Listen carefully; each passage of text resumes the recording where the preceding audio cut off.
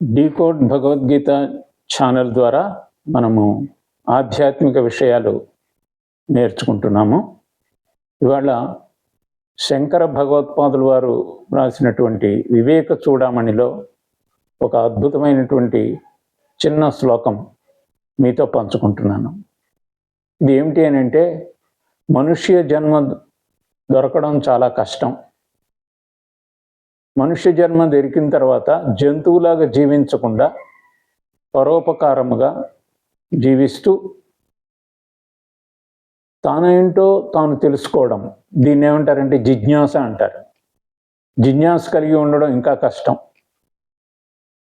తర్వాత మహాపురుష సంశ్రేయ అంటే మంచి జ్ఞానులతోటి జ్ఞాన మార్గంలో ముందుకు వెళ్ళేటానికి కావలసినటువంటి సూచనలు సలహాలు ఇచ్చేటువంటి వాళ్ళు దొరకడం చాలా కష్టం. కనుక నీవు మానవ జన్మని సార్థకం చేసుకోవాలి అని అంటే ఆధ్యాత్మిక చింతన కలిగి ఉండు, మహాపురుషుల యొక్క ఆశ్రయాన్ని తప్పకుండా పొందుతూ ఉండు, అంటే సత్సంగంలో నువ్వు పాల్గో అని చెప్తున్నారు.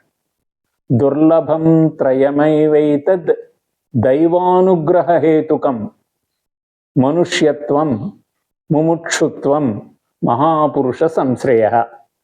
మనిషిగా పుట్టడం, మళ్ళీ ముముక్షుగా మారడం, తర్వాత మహాపురుషుల యొక్క ఆశ్రయం దొరకడం అనేటటువంటిది దైవానుగ్రహం వలన కలుగుతాయి.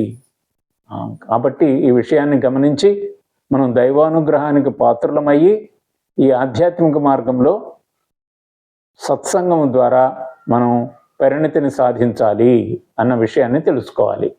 స్వస్తి.